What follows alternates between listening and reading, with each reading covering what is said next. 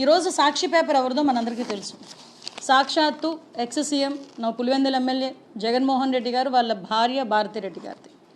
So అక్కడ కూర్చొని అమరావతి గురించి అలాంటి మాటలు మాట్లాడడం నాకు తెలిసి వైసీపీ వాళ్ళు కూడా హర్షించకూడదు, వాళ్ళు కూడా ఎట్టి పరిస్థితులను యాక్సెప్ట్ చేయకూడదు.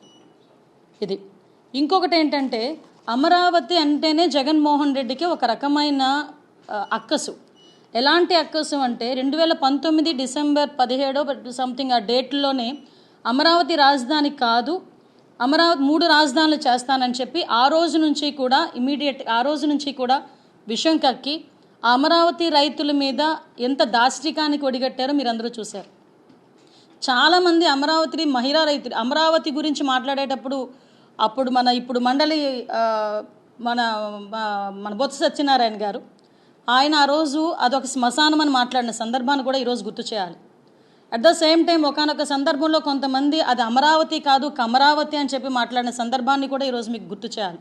అంటే ఇది స్టెప్ బై స్టెప్ ఈరోజు ఏదో అక్కసిగా బయటకు వచ్చి అమరావతి గురించి మాట్లాడిన సందర్భాలు కాదు ఇవి. ఆ రోజు నుంచి వాళ్ళ అధికారంలో ఉన్న దగ్గర నుంచి కూడా అమరావతి మీద ఒక అక్కసి వెళ్ళగక్కి ఆ అమరావతి ఈరోజు మన రాజధాని అని ధైర్యంగా చిన్న పిల్లోడి దగ్గర నుంచి పెద్దవాళ్ళ వరకు చెప్పుకోగలుగుతున్నారంటే కొన్ని వేల మంది రైతుల తాలూకా త్యాగం అండి. అది సుమారుగా 34,000 ఎకరాలు కావాలి అంటే ఒక పైసా ఆశించకుండా రాష్ట్ర రాజధాని గురించి మా భూములు మేము ఇస్తామని చెప్పి ముందుకొచ్చి కేవలం చంద్రబాబు నాయుడు గారి మీద ఉన్న నమ్మకంతో ఆ రోజు ముందుకొచ్చి అంతమంది రైతులు ఆ రోజు రాజధానికి అందరూ కూడా భూమినిస్తే దాంట్లోని శాసనసభను ఏర్పాటు చేసుకుని 2017లోనే అక్కడి నుంచి మన కార్యకలాపాలని కొనసాగించిన పరిస్థితి మర్చిపోయారా? ఆ రోజు అదే అసెంబ్లీలో చాలా సందర్భాల్లో మీరు కూడా అక్కడి నుంచి మాట్లాడిన సందర్భాలు కూడా మర్చిపోయారా జగన్మోహన్ రెడ్డి గారు?